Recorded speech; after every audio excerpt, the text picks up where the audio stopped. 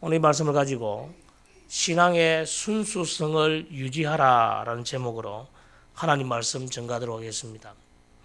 우리가 걸어가는 신앙의 길이라는 것은 아주 잘 닦여진 도로처럼 아무런 고통이나 또 방해도 받지 않고 천국의 단숨에 이룰 수 있는 그런 순조로운 길이 아닙니다. 때로는 어려움을 당하고 때로는 고통을 당하고 때로는 힘든 일이 있다는 것이 우리가 걸은 신앙의 길입니다. 그것은 사도 바울이 말한 것처럼 필연적으로 고난과 핍박이 따른다. 그 말이 맞는 것 같습니다. 천국을 향하는 성도들의 발을 넘어뜨리려 하는 온갖 유혹의 돌뿌리, 미혹의 함정이 곳곳에 도사리고 있습니다. 그러나 아무리 그래도 신앙의 길에 들어선 성도는 결코 중도에 포기할 수 없습니다. 오직 목표를 향해서 나아가야 됩니다. 예화 하나가 있는데 이 세 명의 남자가 한 여자를 좋아하는 겁니다. 동시에 한 여자에게 청혼을 했습니다. 이 세 명 중에 한 명을 결혼 상대자로 선택을 해야 되는 상황에서 이 여자가 한 가지 묘책을 제시했습니다. 달리기를 제안했습니다. 사람들에게 조금 멀찌감치 떨어뜨려 놓고 자기를 따라 붙잡는 사람에게 자신이 결혼해 주겠다. 그래서 달리기가 시작되어서 얼마 안 있어 한 남자가, 첫 번째 남자가 거의 뒤쫓아왔습니다. 그때 여자가 몇 다발의 지폐를 꺼내더니 확 뿌렸습니다. 뿌리니까 그 돈 지폐 줍는다고 정신이 없어가지고 따라가지를 못하는 겁니다. 두 번째 남자가 또 강하게 막 그냥 달려와서 거의 뒤따라왔습니다. 따라잡게 되었는데 그때 또 이 여자가 보석들, 진귀한 값 나가는 보석들을 길바닥에 몇 개 뿌리니까 그거 줍느라고 또 쫓아오지를 못하는 겁니다. 그런데 세 번째 남자는 지폐를 뿌려도 보석을 뿌려도 그거 거들떠 보지도 않고 마지막까지 끝까지 여자를 붙잡아 결혼을 했다는 이야기입니다. 아주 단순한 이야기지만은 우리에게 시사해 주는 내용들이 많이 있습니다. 우리는 아름다운 목표를 향해서 달려가는 성도들입니다. 우리의 목표가 되시는 하나님을 향해서 신앙의 경주자가 되어서 마음을 다해서 뜻을 다해서 하나님을 사랑하고 하나님께 순종하고 하나님 경외하고 하나님 명령을 지키고 하나님 목소리를 청정하고 하나님을 잘 섬겨 신앙의 순수성을 유지해야 됩니다. 하나님께서는 이 신앙의 순수성을 유지하기 위해서 거짓 종교의 유혹을 철저히 건절하라라고 말합니다. 거짓 선지자들의 유혹, 우리의 가족과 친지들에 의한 유혹, 그리고 수많은 군중들에 의한 유혹을 다 경계하라고 말씀하십니다. 오늘 우리가 이 말씀 속에서 신앙의 순수성을 유지하는 몇 가지 비결을 한번 살펴보기를 원합니다. 첫 번째는 마음과 뜻을 다하여 하나님을 사랑해야 됩니다. 하나님께서 우리에게 기대하시는 것이 뭐냐 하면 우리의 마음을 내어놓는 것이죠. 또한 우리가 모든 뜻을 다해서 하나님을 사랑하는 것입니다. 그래서 오늘 말씀 1절부터 3절까지 깜짝 놀랄 말씀을 우리에게 주십니다.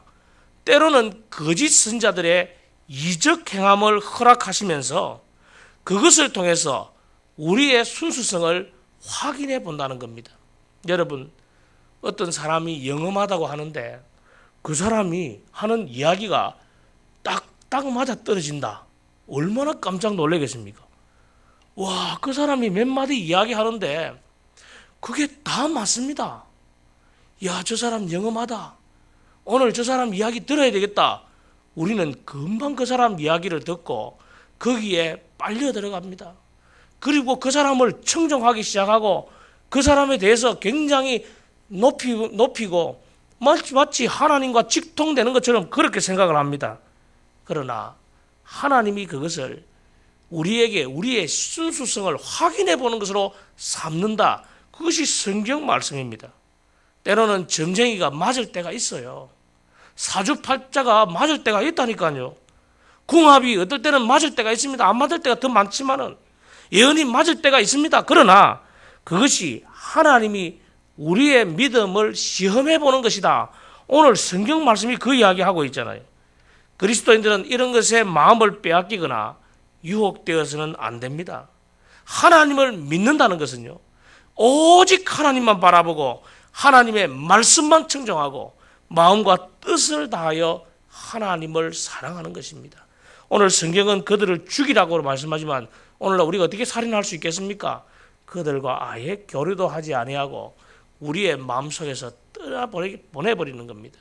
누군가가 내가 기도해보니 이런 이야기 듣지 마세요. 말씀이 이야기하는 것만 듣는 저와 여러분 되시기 바랍니다. 오직 하나님만 마음과 뜻을 다해서 사랑하시기 바랍니다. 그것이 신앙의 순수성을 유지하는 길입니다. 두 번째는 유혹에 대해서 단호한 조치를 취해야 된다라고 말합니다. 우리 유혹은 의외로 가까운 곳에 있습니다. 가족이나 친족을 통해서, 심지어 아주 가까운 친구를 통해서 유혹이 오기도 합니다. 왜 그렇습니까? 사단은 우리의 약점을 너무나도 잘 알고 있습니다. 저와 여러분의 약점이 뭔지 사단은 우리 머리 꼭대기에 앉아서 다 알고 있다니까요. 아무리 인간적으로 가까운 사이라 할지라도 비신앙적인 유혹에 대해서는 단호한 조치를 취해야 됩니다. 거기서 넘어지면 끝장이 되는 겁니다. 심지어 가족에 대해서도 죄라고 한다면 애석하게 여기지 마세요. 긍휼히 여기지 말아야 됩니다. 죄는 절대로 그냥 덮어두고 지나가면 안 됩니다. 이 정도는 용서하시겠지요? 아니요. 그냥 그것을 덮어두면 결국 그것이 골마서 우리를 무너뜨리게 되는 것입니다. 여러분, 죄를 덮어두면 그 파급 효과가 너무너무 큽니다. 마치 조그만 바이러스 하나가, 그 병균 하나가 우리의 신체 전체를 오염시키는 것과 똑같습니다. 여러분, 감기 바이러스는 눈에 보이지도 않는 작은 것입니다. 그러나 우리의 몸을 얼마나 힘들게 만듭니까? 죄가 그렇습니다. 덮어둔다고 해결되는 것이 아니기 때문에 바로 그것을 깨닫는 순간 단호한 조치를 취하고 끊어버려야 됩니다. 그래야 신앙의 순수성이 유지되는 것입니다. 마지막으로 신앙의 순수성을 유지하는 방법은 거룩함을 훼손하는 것은 가차없이 버려야 됩니다. 다른 신들을 섬김으로 말미암아 멸망당한 그 성읍 거민들로부터 빼앗은 물건에 대하여 어떤 태도를 취해야 되는지 성경은 오늘 우리에게 잘 가르쳐 주잖아요. 하나님은 그런 물건들은 진멸할 물건들이라고 하십니다. 그리고 그런 물건들에 대해서는 조금도 손을 대지 말라라고 말합니다. 여러분, 우리가 이런 조치를 취해야 되는 이유가 뭡니까? 죄의 요소를 철저히 배격하라는 것이죠. 죄에 깊이 관여하지 않았다고 스스로 안위하면 안 됩니다. 능동적인 죄나 수동적인 죄나 하나님 앞에서는 똑같은 죄고 그 결과에 대해서는 동일하게 책임져야 됩니다. 여러분, 오늘 9절 말씀 보세요. 너는 용서 없이 그를 죽이되 죽일 때에 네가 먼저 그에게 손을 대고 후에 뭇 백성이 손을 대라. 남들이 어떻게 하는가 보자라고 하는 것이 아니라 내가 먼저 그것을 끊지 않으면 안 된다는 말씀입니다. 성도 여러분, 우리의 눈앞에 아무리 귀중하고 가치 있게 보여도 그것이 우리의 거룩함을 훼손한다면 그것 가차없이 버려야 됩니다. 우리가 신앙의 순수성을 유지할 때 목표를 향해서 제대로 갈 수 있는 겁니다.